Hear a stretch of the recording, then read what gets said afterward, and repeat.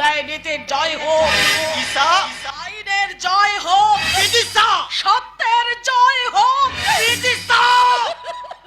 আমি এসেছি অকাল জয়। কে?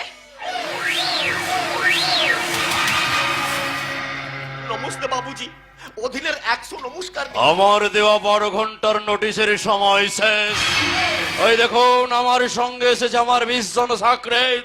আমি জানি স্যার, আপনি প্রবল প্রতাপ রয়্যাল বেঙ্গল। আমি এখন ওই মাস পিটিশনটা ফেরত পাইনি। এক্ষুনি দেবো স্যার, এক্ষুনি দেবো। বিদিশা, আমি এখানে অপেক্ষা করছি, তুমি থানায় গিয়ে মাস পিটিশনটা নিয়ে এসো। না, বিদিশা, ম্যাডাম, তুমি জানো আমি কে? জানি, জানি তুমি এই পৃথিবীর একটা ঘৃণ্য জীব। তাই আমি মানুষ দেখেছি আর কুকুরও দেখেছি, তবে তোমার মতো মানুষ কুকুর আমি একটিও দেখিনি। সত্যি জানতে বড় ইচ্ছে হয় কোন সে অভাগিনী মা যে তোর মতো জানোয়ারটাকে গর্ভে ধারণ করেছিল। ওই প্রফেসর, ভিন্ন জানোয়ারটাকে জন্ম দিয়ে এই পৃথিবীর মাটিকে কলঙ্কিত করলো। ও ম্যাডাম, কোন সে অভাগিনী মা তোর ঘরে গলা টিপে না মেরে এই পৃথিবীর আলো দেখালো। জাগছে, আমার ভেতরের আদিম মানুষটা জাগছে। স্যার, আপনি ওরকম করছেন? ওই অকাল, কান খোলো শোন। আমি তোর ওয়াইফের মুখে কালি মাখিয়ে দেব। ওই প্রফেসর, মা কালী দেবী বলছি, এবার পথের মানুষকে আমি তোমার উলঙ্গ চেহারাটা দেখাবো। তোমার সামনে ওই জানোয়ারটা আমার সম্ভ্রমহারি করবে বলছে আর তুমি নির্বিকার হয়ে দাঁড়িয়ে রয়েছো। তোমার মধ্যে কি পৌরসত্ব বলে কিছুই নেই? বিদিশা, আমি নিরুপায়, আমার কথা যদি শুনতে। চুপ! চারপাশে এত মানুষ, তোমরা চুপ করে দাঁড়িয়ে আছো কেন? সবাই মিলে একসাথে ওই জানোয়ারটার ওপর ঝাঁপিয়ে পড়তে পারছো না? ওরা কেউ এগিয়ে আসবে না লেডি প্রফেসর। মা কালী দেবী বলছি, ওরা শুধু দাঁড়িয়ে রয়েছে। তোমার জন্মকালের চেহারাটা দেখবে বলে। ওই ঘৃণ্য জানোয়ার!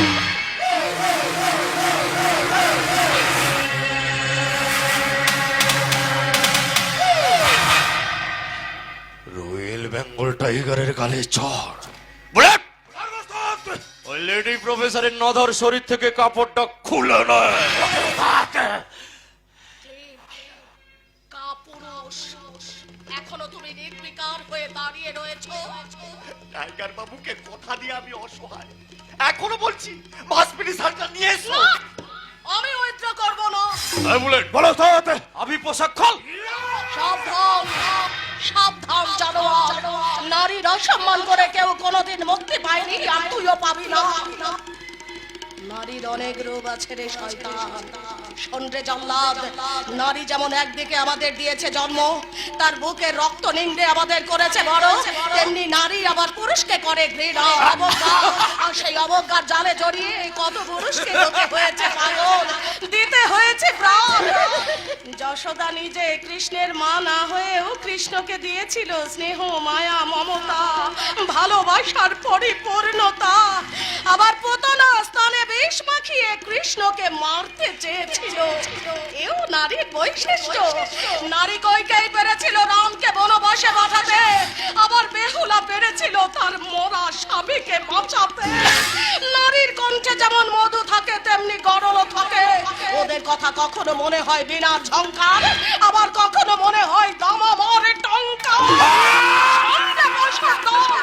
যদিও নারীর হৃদয় পুরুষের হবে ধরা, তবু ওই নারীর জন্যই পৃথিবী ধ্বংস হয়, নারীর জন্যই সংসারে ওঠে দীর্ঘশ্বাস, নারীর জন্যই রাজ্য রাজনীতি সব বদলে যায়। বদলে দেব শালি। মা কালী দেবী বলছে, এবার তোর চেহারাটাই। বুলেট, বলো স্যার। লেডি প্রফেসর নারী নিয়ে অনেক বক্তৃতা দিয়েছে, এখন দেখছি পার্কে লোকে কারণ। কাজ কর ভাই, বলো।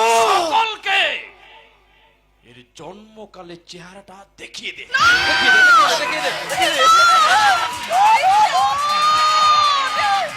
ঈশ্বর, যে জানোয়ারটা আমার সম্ভ্রম টুকরো টুকরো করে দিচ্ছে, তার অকাল মৃত্যু যেন আমার চোখের সামনেই হয়। অপারেশন শেষ, সব হুঁশিয়ার, মা কালী দেবী বলছি, যে আমার বিরুদ্ধে যাবে সেই কঠোর সাজা পাবে।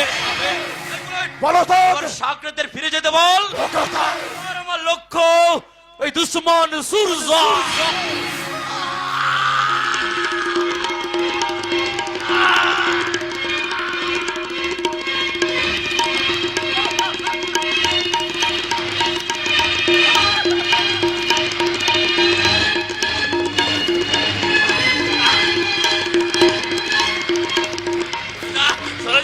সরে যা কাপুরুষের দল, দাঁড়িয়ে দাঁড়িয়ে সবাই তামাশা দেখছিস।